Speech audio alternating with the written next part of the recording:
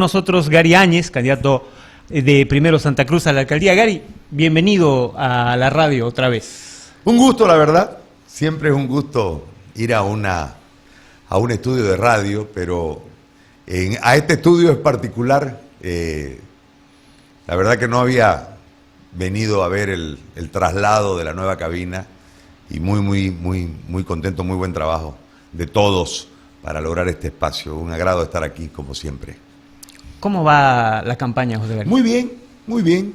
En líneas generales, más allá de las manipulaciones, de este intento de la élite de sacar del escenario a la verdadera representación del pueblo, con una creciente demanda de parte de la gente olvidada, ese 80% de la gente de Santa Cruz que ha sido olvidada por la élite. Creo que eso nos ha demandado una cercanía con la gente, de la necesidad de la gente. El 80% de Santa Cruz está abandonada. Y cuando digo abandonada me refiero a cualquier método de abandono.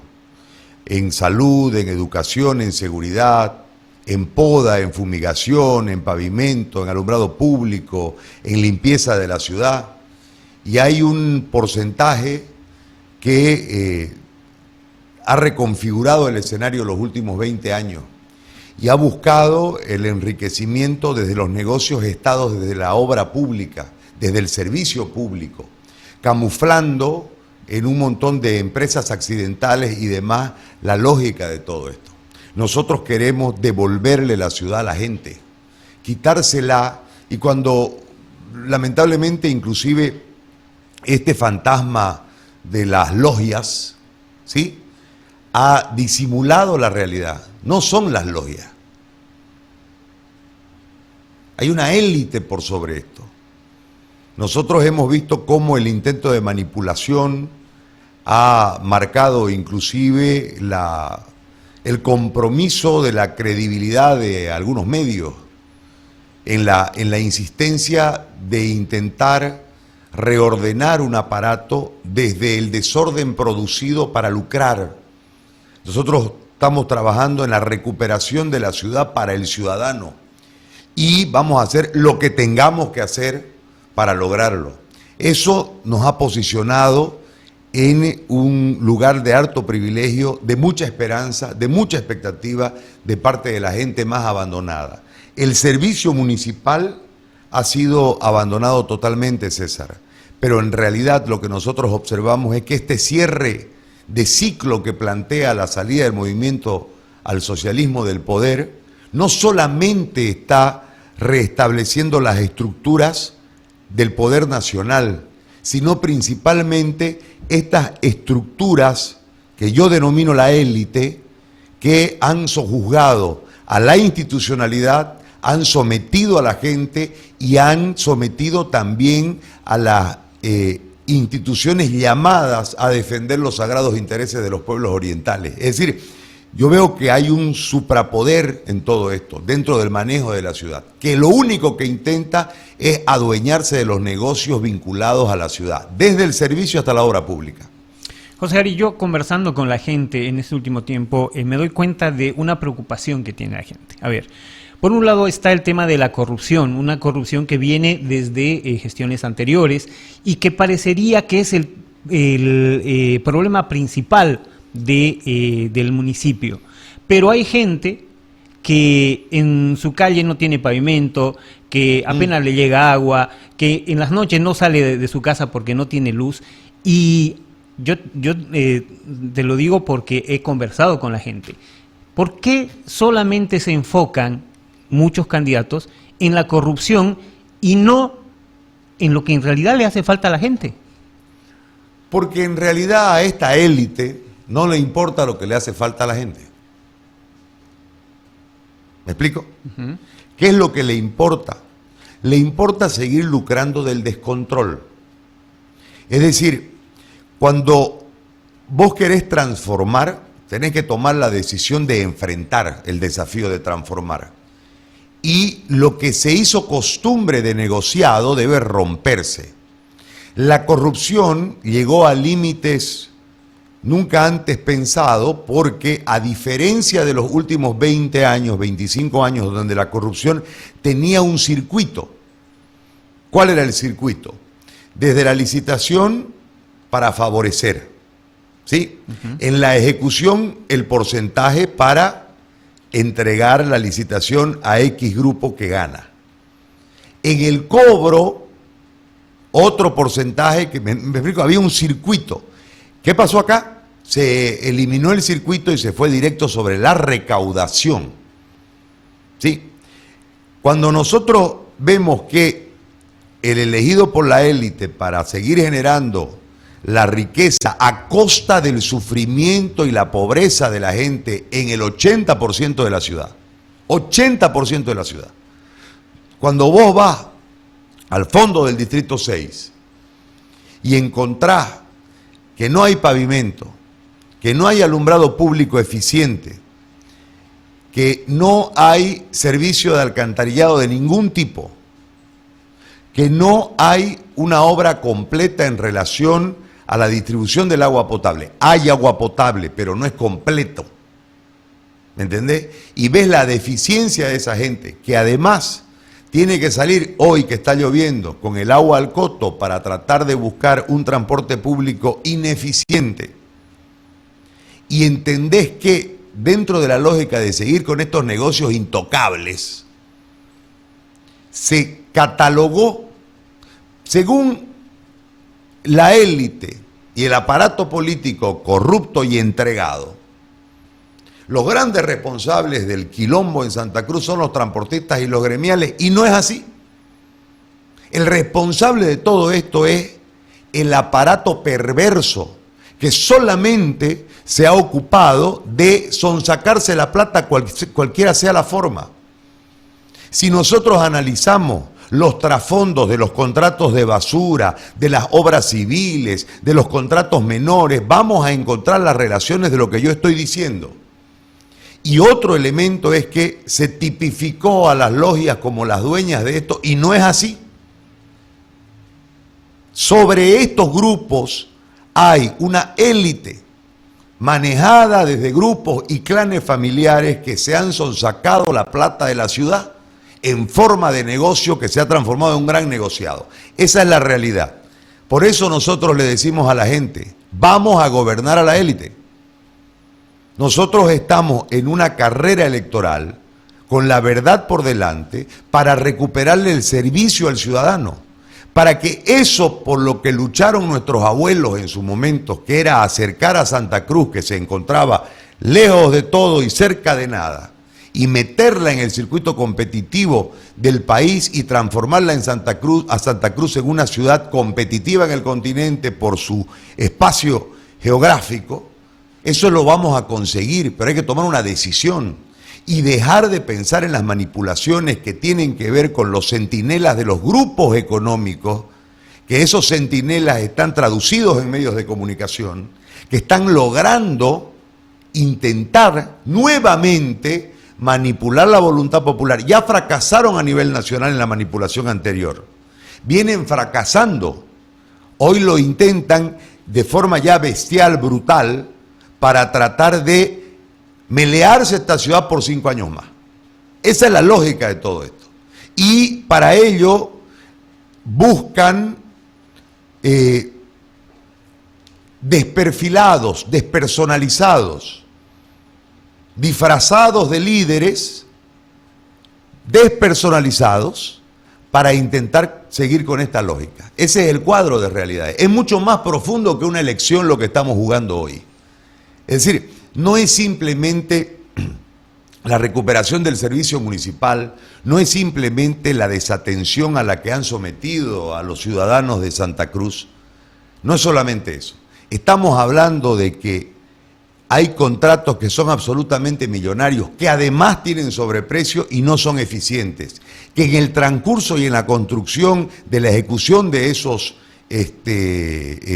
contratos han habido muertes raras. ¿Me explico?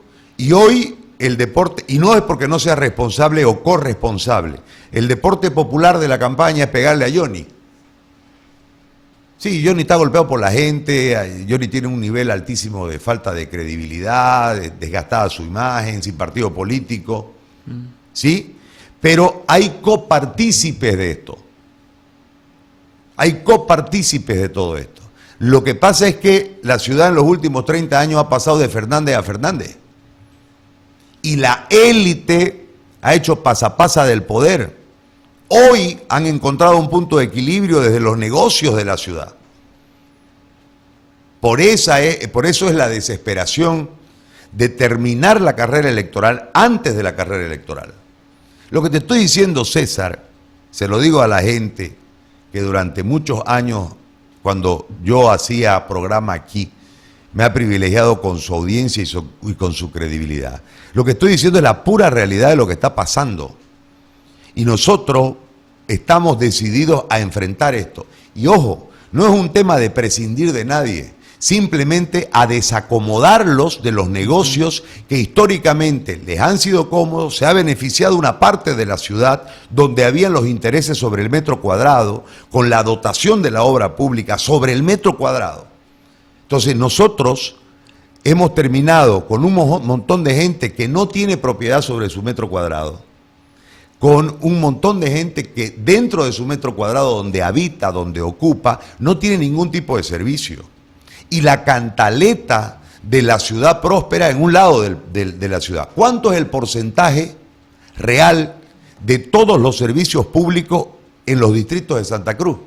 El distrito 11, que es el distrito del centro, no tiene centro de salud.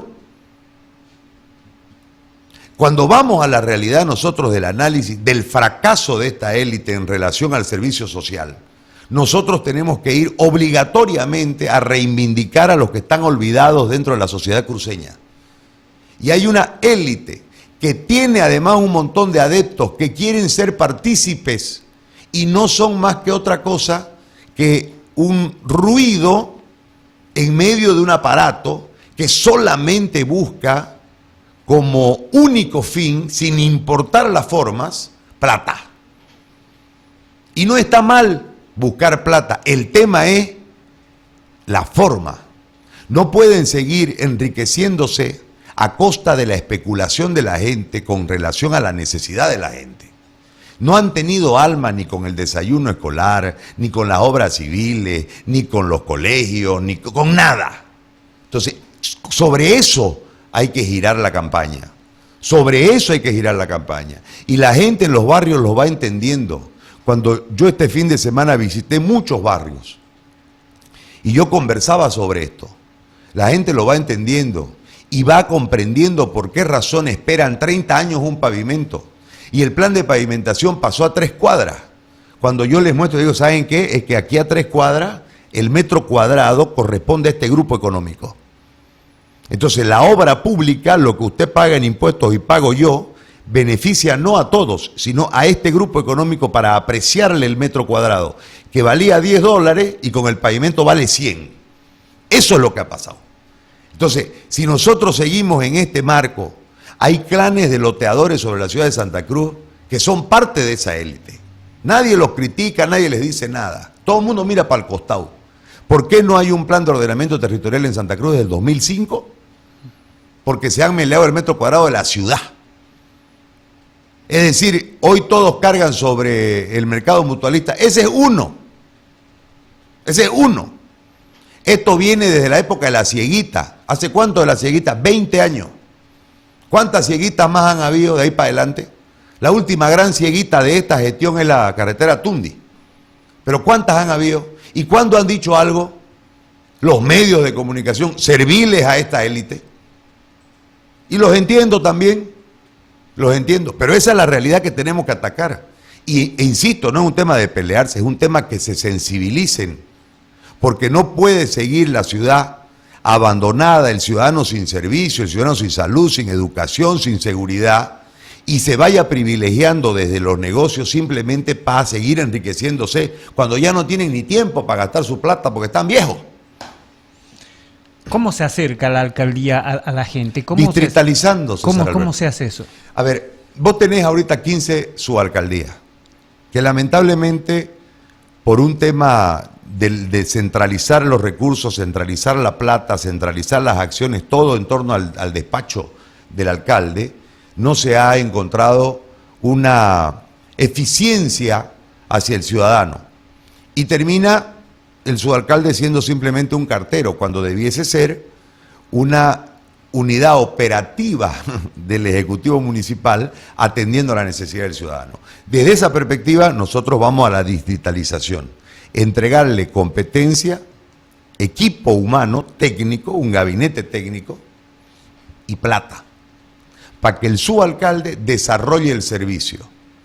Estamos hablando de transferir a la subalcaldía, dependiendo del nivel de abandono del municipio y dependiendo de la cantidad de pobladores por distrito, el 30% del presupuesto, para que se reactive primeramente el servicio. Yo escucho que hay un montón de promesas, todas vanas, sin realidad económica. La realidad del municipio de Santa Cruz es que hay una deuda de 2.500 millones que va a generar un conflicto a la hora de tomar desde el 4 de mayo el gobierno municipal. ¿Hay que renegociar la deuda con los acreedores? Sí, hay que renegociar, pero la renegociación tiene que partir de una base sólida. ¿De dónde vas a sacar la plata para la renegociación? No es que te vas a sentar y le vas a decir, ¿sabes qué soy yo? Créeme, te voy a pagar. Esas son huevadas, discúlpenme. La lógica es otra. La lógica es cómo le vas a pagar. Y para eso tenés que reactivar el recurso propio del municipio, que se cayó de 1.400 a 700 millones. ¿Sí? ¿Cómo lo reactivás? Tenés que hacer un incentivo. Si nosotros queremos recapturar esa plata, tenés que hacer un incentivo.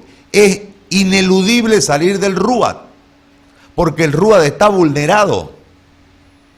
Es decir, el RUAT terminó siendo una forma permanente de sacarse los recursos con supuestos beneficios a los ciudadanos que encuentran un descuento del 50% de su impuesto, ¿sí? Pero al municipio le terminan, en vez de entregarle 100 pesos, termina entrándole 20 pesos y 80 se van.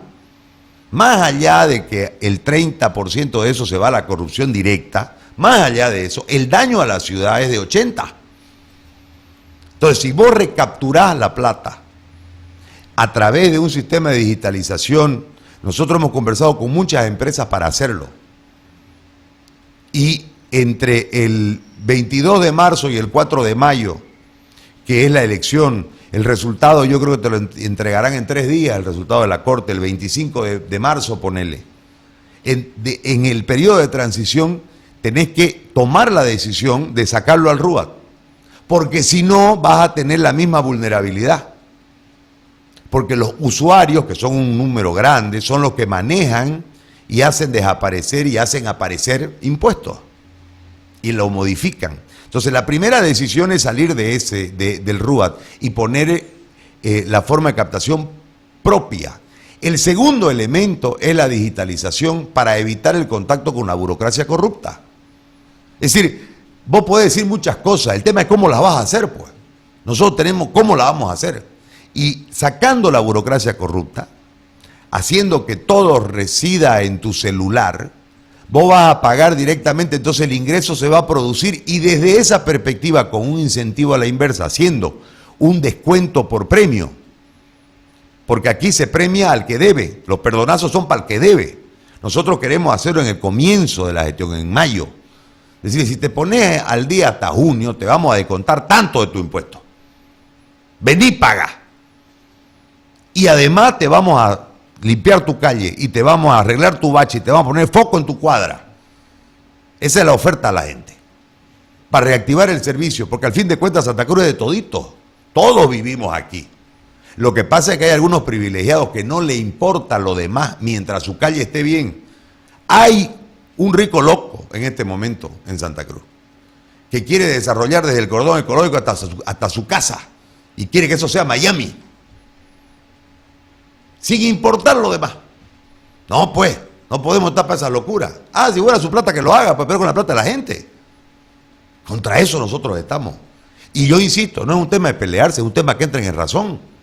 No pueden seguir en esta lógica. La gente tiene necesidades, se está muriendo la gente de chikungunya, porque no ha habido un plan de fumigación.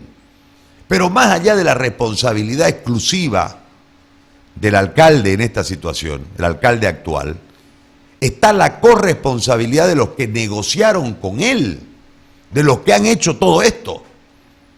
Entonces, nosotros tenemos que tener un plan claro desde la plata, porque no hay plata. Ahora, el gran punto de todo esto, ¿cómo generar esa reactivación? Porque si esperás el nuevo pacto fiscal, hay un proceso. ¿Y qué hacer con la ciudad mientras tanto? Por eso es que nosotros vamos sobre el recurso propio. Porque es lo único que puedes recaudar, lo tenés ahí, lo tenés en el ciudadano. Y el recurso propio en el presupuesto es del 48%, coparticipación es 38%, IDH es 3% de la plata que capta el municipio para funcionar. ¿Me entendés? Lo que pasa es que los niveles de corrupción han llegado al 30% y por eso es que hay tanto déficit. Ahora, ¿hay que sentarse a hablar con los acreedores? Claro. Pero ¿y cómo le vas a pagar? Pues tenés que explicarle lo que te estoy explicando, César. De aquí va a salir tu plata. Dame plazo, reactivame el servicio. Aumentémosle la deuda, en otras palabras, ¿no? Pero de aquí te voy a ir pagando. Te voy a hacer un plan de pago y de aquí sale. Ahora, José Gary, justamente en eso, en las deudas, hay un tema bastante complejo que tiene que ver con la salud. Hoy otra vez los profesionales en salud están en paro porque no les han pagado. Y esa es una deuda que el próximo gobierno municipal la va a heredar. ¿Cómo se va a manejar eso? ¿Y qué se debe hacer para que de una vez se acaben estos paros, para que de una vez los trabajadores en salud piensen más en trabajar que en reclamar y en hacer marchas y en hacer mitines, y etcétera, etcétera? El tema de la salud, César, es mucho más complejo. A ver, el último responsabilidad del centralismo, los ítems de salud, ¿sí? Es de ellos. El último ítem TGN que tiene Santa Cruz es del 2017. Desde el 2017 no hay un ítem del Tesoro General para Santa Cruz. Tenemos un déficit que debe ser mayor ahora de más o menos 14.000 ítems, más todas las deficiencias de infraestructura. Santa Cruz, que se precia de ser la locomotora del país, con una élite que ha ido sobre los negocios de la ciudad y nunca sobre el posicionamiento político real de Santa Cruz, no ha construido un solo hospital, ni uno. Usted dirá, ¿cómo? El de Montero, el único, que está al 25% de su capacidad, porque ha fallado la gestión política para poder hacerlo funcionar bien. El hospital San Juan de Dios, donación. La maternidad Percy Bolan, antes se llamaba Evita Perón, donación de Eva Perón. El hospital de niños, donación. El hospital japonés, donación.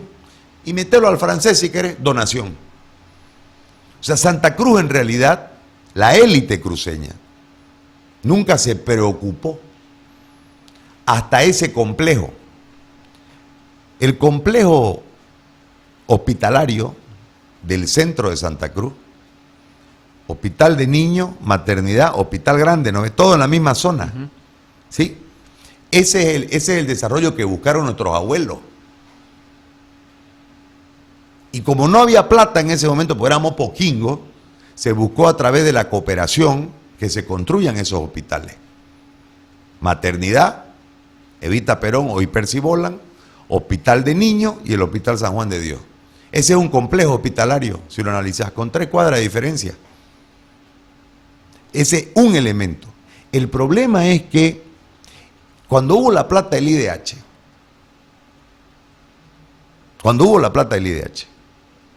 se incrementaron los contratos de salud que inventó la gobernación y la alcaldía para exonerar al centralismo, marcado en ese momento por Evo Morales, de su responsabilidad. Entonces, lo primero que hay que hacer para salvar este tema es traer a la gente de la salud, despolitizar la salud. No se puede hacer política con la salud, se muere la gente. Despolitizar la salud. El problema es que salen del colegio médico, del FECIRME, las autoridades que ponen en la gobernación, en el municipio de salud, y cuando llegan a los cargos hacen más política que el alcalde y el prefecto. Entonces hay que despolitizar y decir, ¿sabes qué? No va a venir a hacer política, aquí vamos a cambiar este tema. ¿Por qué? Ahorita se habla mucho de la cantidad de esa demagogia en la que lo meten pues siempre al aparato político, ¿no? Se habla mucho de la cantidad de funcionarios, ¿no? Ahora, ¿cuántos de esos contratos son en salud? Lo que tenés que saber, son más de 2.500. Lo que vos tenés que saber es si en realidad los contratos fueron para la salud o fueron para salvar aparatitos políticos internos dentro de los acuerdos tan complicados que ha sostenido la administración municipal desde la época de Percy. Eso es lo que tenés que ver. Y eso lo saben los médicos, nos lo han dicho. Nosotros fuimos pues fuimos varios candidatos. Hay uno que no va por cobarde y porque no sabe. ¿Me entendés? No es lo mismo grabar un TikTok, editar, volverlo a editar. No es lo mismo que ir a confrontar ideas, a manejar datos y resultados y a expresarte como varón. No es lo mismo. El punto es este. Dentro de esos contratos que tiene hoy el municipio, que están en el área de salud, ¿cuáles son realmente necesarios para mejorar la salud? La queja de los médicos es que ha habido un número de contratos, pero ninguno específicamente sobre lo que requiere para paliar ese déficit de 14.000 ítems. O sea, son muy pocos los ítems, los contratos reales del municipio para paliar esa necesidad, para que puedas ampliar el servicio dentro de un centro de salud de 6 horas a 12 horas, para que puedas paliar en X o Z lugar con un médico que te puede hacer 5 atenciones por hora. O sea, todos los parámetros que te recomienda la Organización Mundial de la Salud, que lo tienen como manual de vida los médicos. Ahora, yo los entiendo a los médicos. A mí me pueden decir cualquier cosa de cualquiera, menos de la vocación de los médicos, porque yo la he visto. Yo lo vi en la pandemia a los médicos. Esa vocación de servicio, porque fíjate que la falta de gestión del municipio o de la gobernación termina siempre satanizando a un grupo. El desorden de la ciudad, los micreros. Y la alcaldía, pues. El desorden de los mercados, los gremialistas. Y la alcaldía, pues. El problema de la salud, los médicos. Y la alcaldía, pues. ¿Me explico? Es como que le echan siempre la carga al otro por no asumir la responsabilidad política. Nosotros tenemos que asumir una representación política de las necesidades para tratar de paliar los temas. Ese es el punto. Entonces, hay que revisar cuántos de los contratos que están en salud, que tiene el municipio en este momento en vigencia, son realmente para paliar, no para suplir, para paliar en algo la necesidad que tiene el primero y segundo nivel, que son las competencias del municipio sobre la salud. Que dicho sea de paso, una competencia compartida, ¿no? Entonces, dentro de esa competencia compartida, o la otra es decirle, vamos sobre el 50-50 y dámela la competencia total y de preocuparte de nosotros. Pero transferirme la plata, digamos. Porque el problema también es otro, mira. Si nosotros tomamos en cuenta que vienen 70.000 personas, César, por año a este departamento de todas partes, no vienen con su profesor, no vienen con su médico y no vienen con su Paco, pero van a seguir llegando. Entonces, ¿cómo lo vas a transar eso? En el caso de Santa Cruz y en el caso de El Alto, que son las poblaciones donde más gente de Bolivia se va a vivir. ¿Cómo lo vas a hacer? Ahora, vamos a la otra lógica. Hay mucha gente que está trabajando en Santa Cruz, llegada de otras partes, pero duerme y vive en los municipios de la ya de facto metropolización de Santa Cruz. Entonces, hay un montón de temas que tenés que tratarlos a profundidad para marcar la proyección de Santa Cruz. Dentro de eso, hay un montón de proyectos que tienen que ver con el uso del metro cuadrado. Entre esas cosas, César, hay un proyecto de un anillo metropolitano que en apariencia puede brindar una seguridad. El tema es de quiénes son los lotes en el anillo.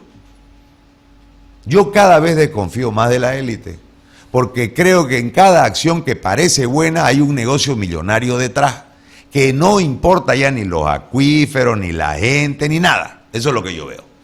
Entonces, contra eso hay que ir.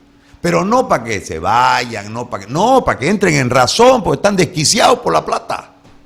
Para que entren en razón.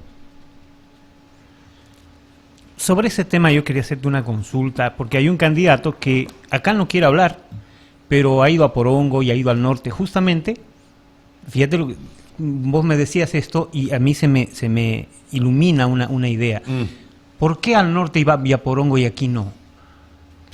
¿Tiene que ver con esto del metro cuadrado? Yo no lo sé cuál será el negocio que hay. Lo que sí yo tengo claro es que si nosotros no fundamos el Consejo de Metropolización con técnicos y con políticos, porque la voluntad política para aplicar lo técnico es indivisible de la decisión, ¿me explico? No podés tener una decisión política por sobre lo técnico. Entonces hay que buscar un equilibrio en eso para poder lograr la metropolización. O sea, aquí había un problema político. El vicegobernador actual, exgobernador en ejercicio, se preocupó de la metropolización. Buscó técnicamente dar todas las respuestas a las necesidades para hacer andar el proceso de metropolización. Camacho volvió y sacó del escenario la discusión de la metropolización porque era un tema político. ¿Me explico? Entonces, técnicamente, Marito Aguilera te va a servir, entre comillas, por favor el término, no lo malinterpreten, para el Consejo de Metropolización. Pero políticamente, Camacho y su ejército lo van a combatir. ¿Quién se jode? La gente. ¿Qué pasó? Económica, potencial, marqueteramente, te convenía la Copa Sudamericana. Carajo, iba a venir 30.000 tipos a 4 días aquí, una semana íbamos a ser el centro del mundo. Un problema de orden político y un cálculo político.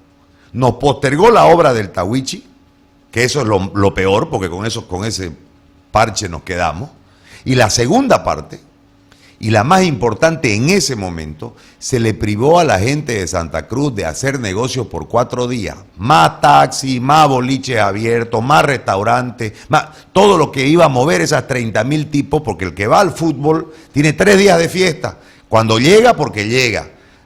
Después del partido, porque ganó, porque perdió. Y el último día en su despedida. 3 días, como decimos popularmente, le echan al trago y a la comida. Entonces, 30.000 tipos que vienen a gastar, pues no vienen a otra cosa. Entonces, ¿cuánto económicamente impactó eso sobre la realidad de los cruceños? Pero no importó por el conflicto político. Entonces, hay un montón de cuestiones hoy. Vos hablan mucho del cordón ecológico, por ponerte un ejemplo. El cordón ecológico tiene que ser intocable. El cordón ecológico no es de la ciudad, tiene dueño. Lo que a mí me llama la atención es por qué ahorita tiene tanto dueño. Antes tenía menos dueño. Entonces, salvo que en realidad haya un acuerdo político para que construyas, y si vas a construir ahí, ¿cuál es la garantía de que no se va a entrar el río hasta tu coto? La otra cuestión, si vos estás preocupado por el río en algún momento, estos grupos económicos que quieren destruirlo al cordón, a costa de lo que sea, porque tienen una visión, quieren hacer Miami hasta su casa. Una demencia. Una demencia. Entonces, ¿qué vas a hacer en la Angostura? Lo vas a cerrar en la Angostura, vas a hacer una represa, porque es en la Angostura donde hace la curva el río y se viene, ¿no es? Entonces, ¿qué vas a hacer allá? Vas a hacer una serie de defensivos más fuertes, vas a hacer 2, 3 represas, que es lo que sugieren algunos ingenieros, para riego y demás cosas. para sacarle beneficio al Piraí. No podemos nosotros estar de espaldas al río, eso está claro. Pero nosotros tenemos que cuidar al río para que el río nos cuide a nosotros. Y en esa funcionalidad no le podés meter cemento pues al cordón. No podés buscar el cambio del uso del suelo del cordón. Ya ha pasado de todo. Ya le brincaron al Curichi la Madre, ya desapareció la laguna que había ahí al ladito del Abasto. Ya han hecho hartas cosas, hombre. Ya muérense. Esa es la defensa de la ciudad. No es la otra cuestión de ir a corretear un camba que te engaña 10 gramos. José Gary, hay otras preguntas que nosotros hemos ido recibiendo durante todo este tiempo y hay una que tiene que ver con los gremiales. Recuerdo que incluso por acá nos llamaron algunos que tenían ciertas formas para hacer negocio, y me refiero a Troncoso, por ejemplo.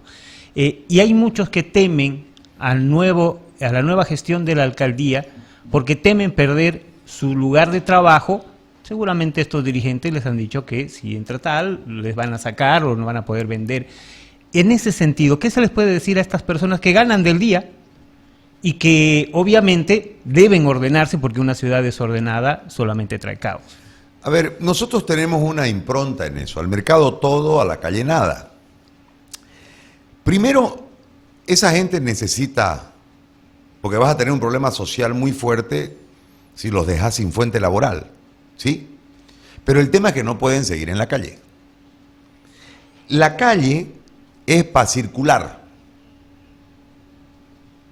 ¿Sí? O sea, nadie puede salir a vender a la calle. Salvo que la zona sea adecuada para que vos tengas comercios hacia la calle. Que eso hay norma, hay ley, hay todo. Solamente que el municipio buscó una forma de extorsión permanente. Esta gente que vende en la calle, que yo tenía un número que no lo he podido actualizar, eran 60.000 hasta hace unos 10 meses. Paga 10 bolivianos al día a la dirigencia y la dirigencia a la alcaldía. ¿Sí? Yo tengo una reunión pendiente que me la pidió abiertamente el líder de los que venden en la calle. En una reunión en el Plan 3000, yo estaba recibiendo un grupo multisectorial que estaba sumando el apoyo a nuestra campaña y él apareció, pidió el micrófono y me pidió la reunión públicamente. Yo le dije, bajo esta norma y demás, seguramente la reunión se va a producir en la jornada de hoy, pero han entrado en una razón. O sea, se cansaron de la extorsión, porque más allá de los 10 pesos que dan por el famoso sitiaje, más allá de eso, en cualquier momento se le ocurre a un funcionario municipal ir y robarle sus medias. O sea, son verdaderamente gente muy extorsionada. Entonces, ¿hay infraestructura construida? Hay.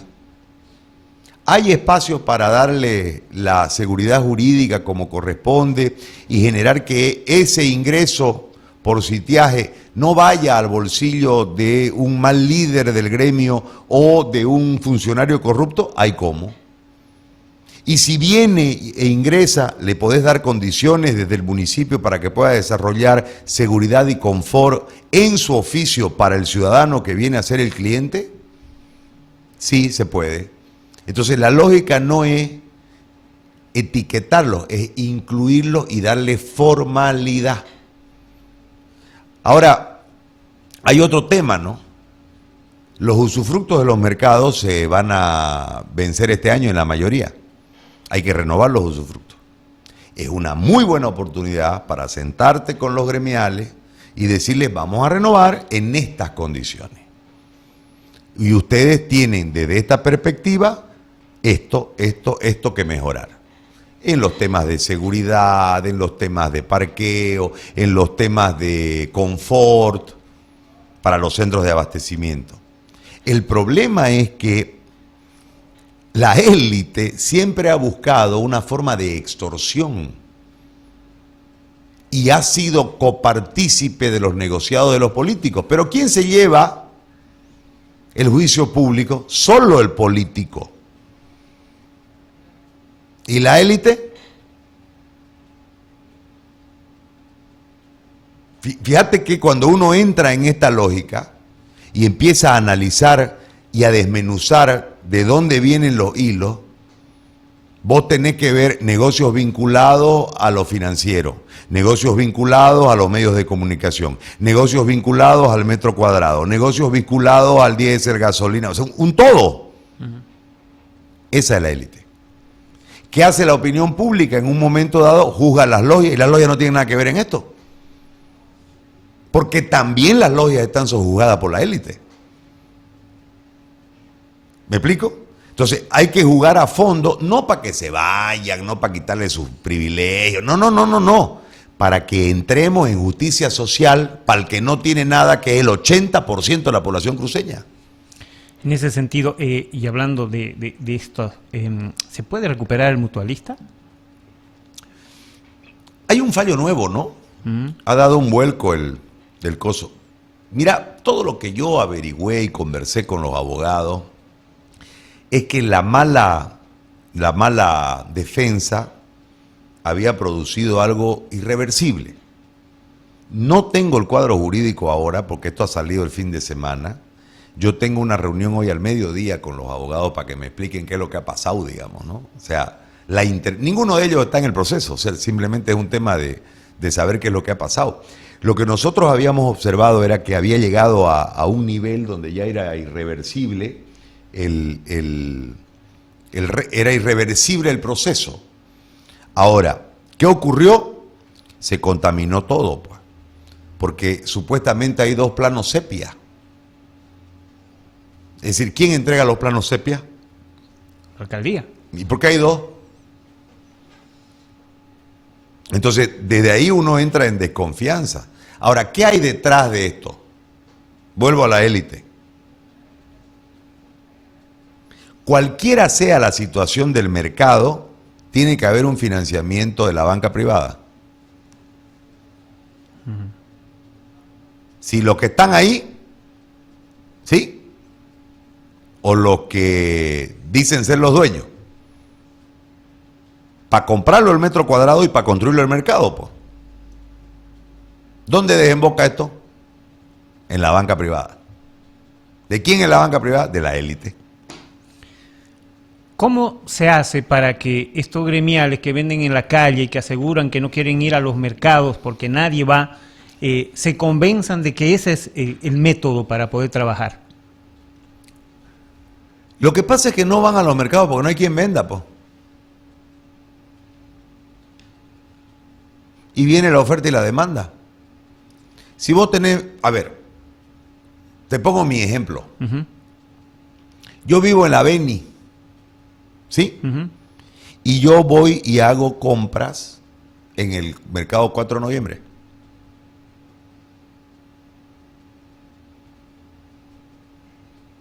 Porque me gusta el mercado, me siento cómodo en el mercado y son mis amigas las caseras.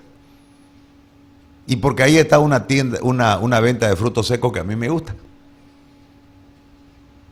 Yo debiese buscar un mercado por esta zona, ¿no? Claro. Hace 13 años que vivo en la Beni. Y yo salí de la zona de la 4 de noviembre, porque yo vivía en Villa Mercedes, cuando tenía 20 años. Tengo 50 ahorita. ¿Por qué voy ahí? Entonces, la lógica es que si vos acostumbrás a una clientela, va a ir la clientela.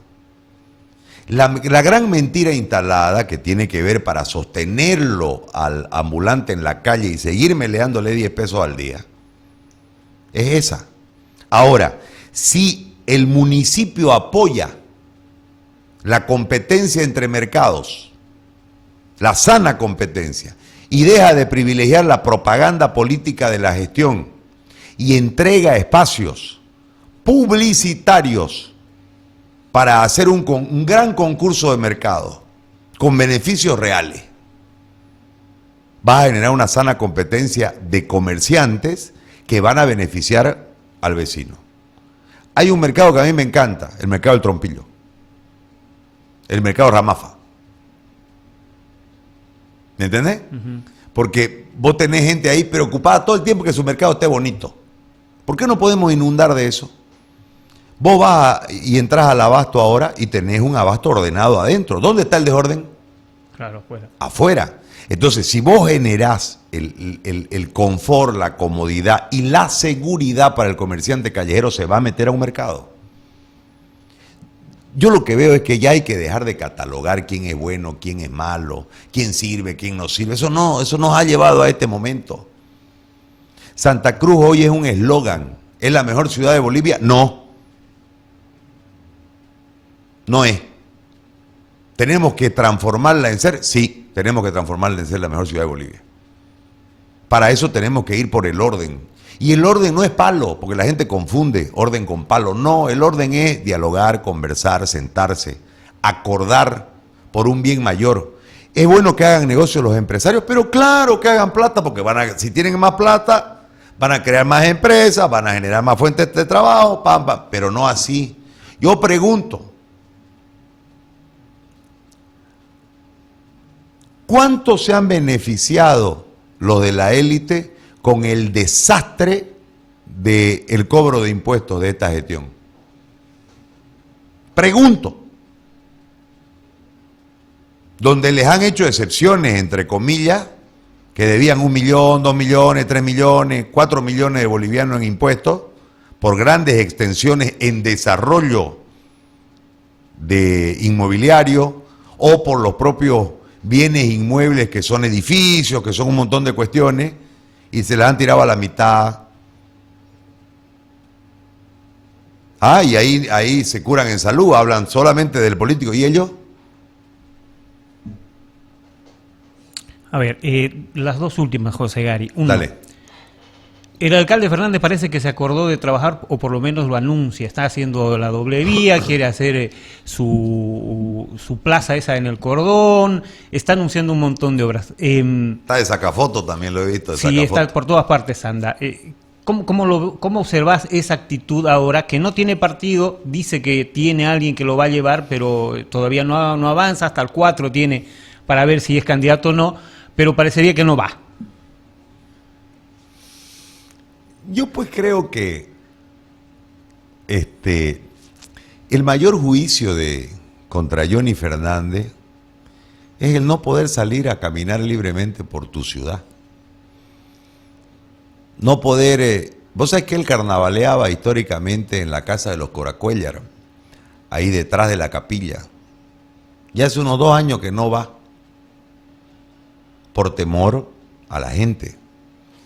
El tipo no puede salir a caminar si no tiene un grupo de funcionarios que protejan cualquier tipo de reacción. O sea, hoy puede hacer lo que sea. Puede ponerle aire a Santa Cruz y techarla si te da la gana. Y la gente, él decepcionó a la gente. Porque más allá de que él hizo un fraude para ganar, de más o menos 6 puntos, tuvo una votación. Más allá del fraude. Esa es la realidad analítica, digamos. El problema es que él decepcionó en la gestión. Ya había decepcionado hace 20 años. Y por esas cosas que solamente Dios puede explicar en algún momento, él tuvo una oportunidad de tener una reivindicación ya sobre el cierre de su vida, pues tiene 60 años, ya tiene poco aire, ¿no? El promedio de vida en Bolivia es 68, ¿no? 70. Entonces,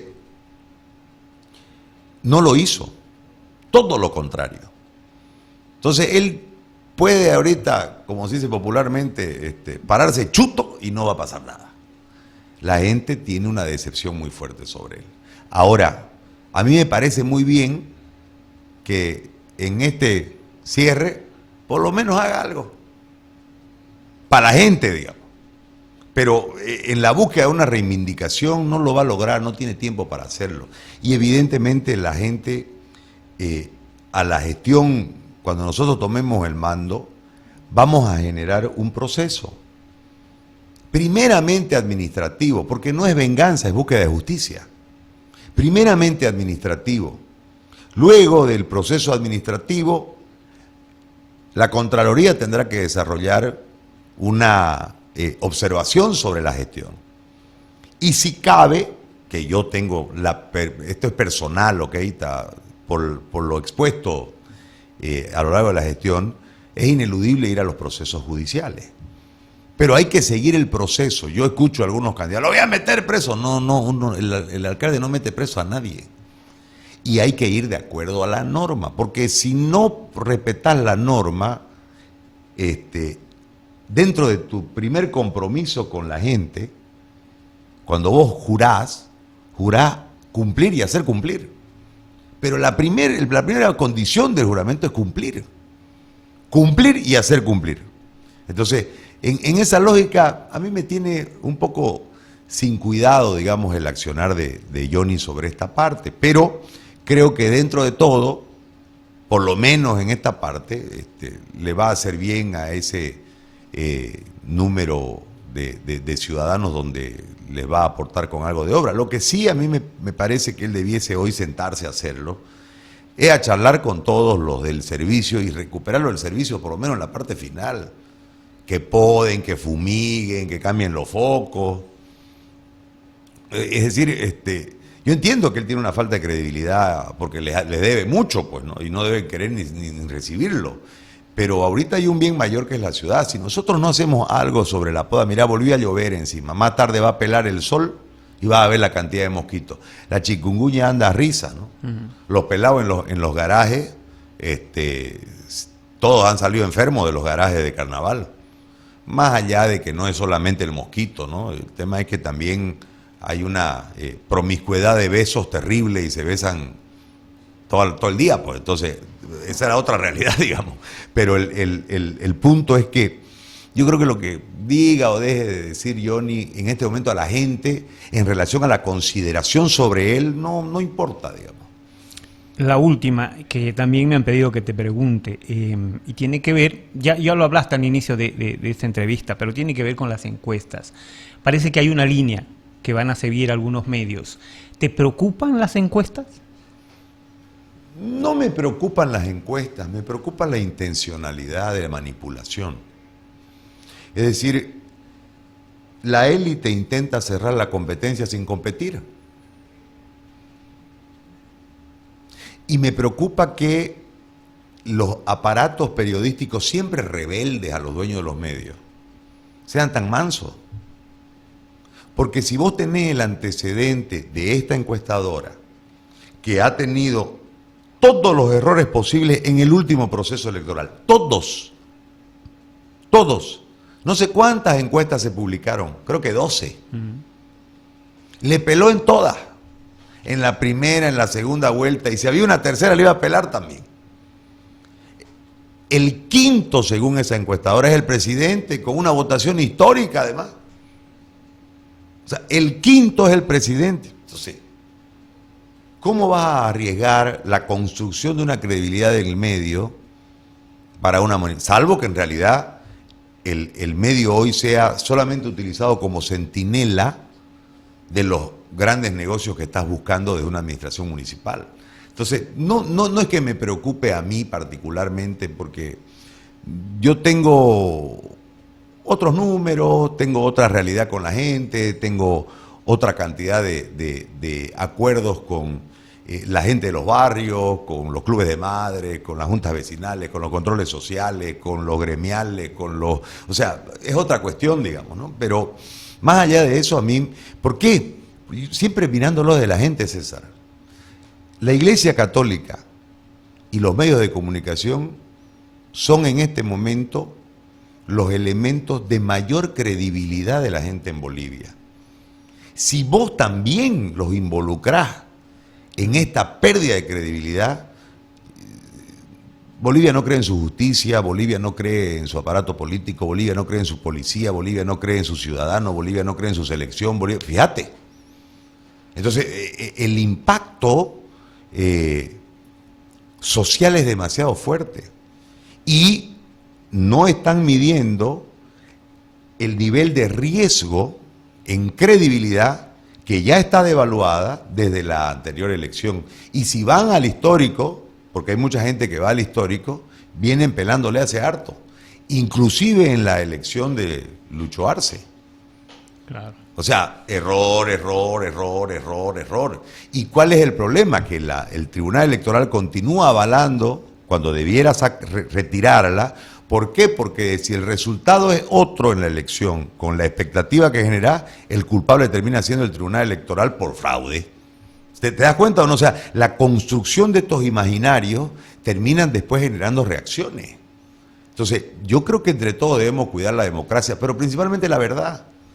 Esos resultados no reflejan una verdad, pero así está la cosa y nosotros, como yo siempre digo, que lo aprendí de Catarroque, nunca se perdió, ni se ganó, ni se empató antes de jugar los partidos. Y esto recién está comenzando porque el foco de atención de la campaña recién va a empezar a tener una realidad. La atención de la gente en el arranque del año estuvo en los útiles escolares y en el carnaval. Y la encuestadora que hacen todo tipo reflejaban eso, no había foco. Hoy sí va a empezar pero faltan 30 días todavía. Y el voto en Bolivia se define en los últimos 7 días, 8 días. José Gary, gracias por acompañarnos. Te dejo el micrófono para que le hables a la gente ahora. Yo tengo solamente agradecimiento con la gente de Santa Cruz, César. Primero, la gente de Santa Cruz privilegió con su apoyo, respeto y audiencia a mi padre. Después nos privilegió y nos dio su audiencia a mí y a mis hermanos cuando nos tocó hacer comunicación. Hoy mis sobrinos y mis hijos gozan de ese respeto y ese cariño de parte de la gente. En la candidatura de la gente nos respaldó, como lo hace hoy. Entonces yo solamente puedo agradecerle a Santa Cruz. Gracias de verdad. ¿Y cuál es el compromiso? Voy a hacer lo que tenga que hacer para que ese 80% que ha sido excluido de Santa Cruz históricamente sea parte real de los beneficios de la obra pública y del servicio público. Yo pienso en primero Santa Cruz como un aparato que incluya a todos y tengamos mejores días y seamos felices. La ciudad más feliz de Bolivia y la mejor ciudad del Cono Sur en los próximos 30 años. Gracias, José Gary. Gracias. Hay que votar el 22 de marzo por mí.